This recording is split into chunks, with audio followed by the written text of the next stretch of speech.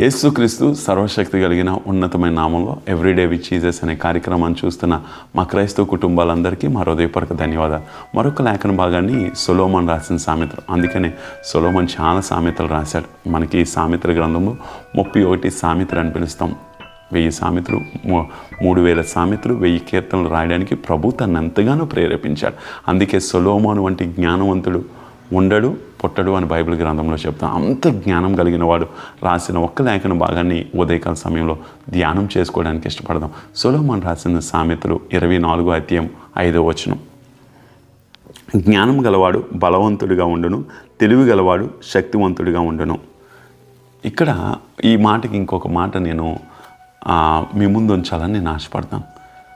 జ్ఞానము అనేది దైవికమనేది, తెలుగు అనేది లోకానుసారం. ఈ రెండు విషయాల గురించి సొలొమోన్ మాట్లాడుతున్నాడు. మరలా చదువుతాను చూడండి. జ్ఞానం గలవాడు బలవంతంగా ఉంటాడు, తెలివి గలవాడు శక్తివంతుడిగా ఉంటాడు. ఈరోజు ఒకసారి ఆలోచిద్దాం. జ్ఞానం గలవాడు బలవంతంగా ఉంటాడు, బలవంతుడై ఉంటాడు. అందుకంటాడు కదా, నీతిమంతులు సింహం వలె ధైర్యంగా ఉంటారని దేవుని వాక్యం చెప్తుంది. ఈరోజు దైవికమైన జ్ఞానము నిన్ను పాపమును జయించగలిగే బలాన్ని దేవుడు ఇస్తాడు. దైవికమైన జ్ఞానము నీ లోకాశలను జయించగలిగే బలాన్ని దేవుడు ఇస్తాడు. జ్ఞానవంతుడు బలవంతంగా ఉంటాడని ఎందుకు చెప్పాడు తెలుసా? ఇక్కడ ఆ ఉద్దేశంతో సొలొమోన్ రాస్తున్నాడు.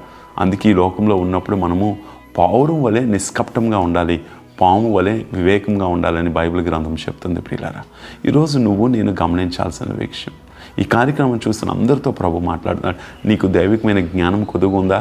యాకోబు 1:5 అంటాడు, మీలో ఎవరికైనా జ్ఞానం కొదువుగా ఉంటే నన్ను అడుగుడి, నేను మీకు జ్ఞానం ఇస్తాను.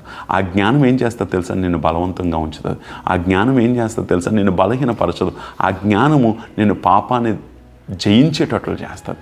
ఆ జ్ఞానము ఏది పాపమో, ఏది దైవికమైందో, ఏది లోకానుసారమైందో నీకు తెల్లగా తెలియజేస్తుంది. అందుకనే దైవికమైన జ్ఞానాన్ని మనం కలిగి ఉంటే ఈ లోకాన్ని జయించడం సులువైపోద్ది. అందుకంటాడు, లోకంలో ఉన్నదంతా కూడా శరీరాశ, నేత్రాశ, జీవబడమ్మో, ఇవేవి కూడా తండ్రి నుండి వచ్చినవి కాదని. ఈరోజు నీకు శరీరాశలు ఉన్నాయా అంటే దైవికమైన జ్ఞానాన్ని ఎక్కడో కోల్పోయావు.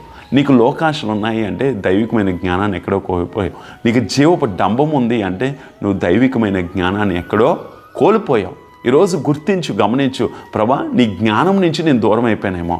దేవుని యొక్క జ్ఞానాన్ని అడుగు, ధైర్యంగా ఉంటావు. దేవుని యొక్క జ్ఞానము నిన్ను బలవంతులుగా మార్చేస్తుంది. దేవుని యొక్క జ్ఞానము నిన్ను ఎలా ఉంచుతుంది అంటే పాపాన్ని, కీడుని, లోకాన్ని, లోకాశల్ని, ఈ లోక మాలిన్యాన్ని నీకు అంటనవ్వకుండా జ్ఞానంతో నువ్వు ముందుకు వెళ్తావు. నీ ఆత్మీయ జీవితము, నీ కుటుంబము, నీ కుటుంబ వ్యవస్థని ప్రభు అప్పుడు గణపరచడానికి ఇష్టపడతాడు. అందుకంటాడు, నీ దేహాన్ని బట్టి దేవుని గణపరిస్తే దేవుడు నిన్ను గణపరచడానికి ఇష్టపడతాడు. ఈరోజు అడుగుదాం, ప్రభా ఈ 2025 మొదటి నెలలోనే ఉన్నాం కదా, అడుగు ప్రభా నీ జ్ఞానం ఈ సంవత్సరం అంతా కావాలి. నీ జ్ఞానం ఉంటే నేను పాపాన్ని జయించగలను, నీ జ్ఞానం ఉంటే నేను లోకాశలను జయించగలను, నీ జ్ఞానం ఉంటే లోకం నుంచి, నీ లోక మాల్యం నుంచి నేను వేరు చేయబడతానయ్యా. నీ జ్ఞానాన్ని నాకు దయచేయని అడుగు. నిన్ను, నీ కుటుంబాన్ని దేవుడు దీవించడానికి ఇష్టపడతాడు. కళ్ళు మూసుకుందాం, ప్రార్థన చేద్దాం.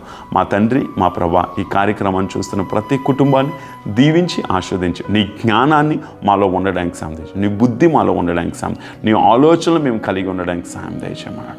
నీకే మహిమ ఘనత చెల్లించుకుంటున్నాం. ఈరోజు ప్రయాణం చేస్తున్న కుటుంబాలు, చూస్తున్న కుటుంబాల మీద, పిల్లల మీద, కుటుంబ వ్యవస్థ మీద ప్రత్యేకంగా నీ దక్షిణాస్థానం ఉంచమని యేసుక్రీస్తు సర్వశక్తి కలిగిన నామంలో అడిగి వేడుకొనిచున్నాము తండ్రి, ఆమెన్. God bless you. దేవుడు మనల్ని, మన కుటుంబాలని దీవించును గాక.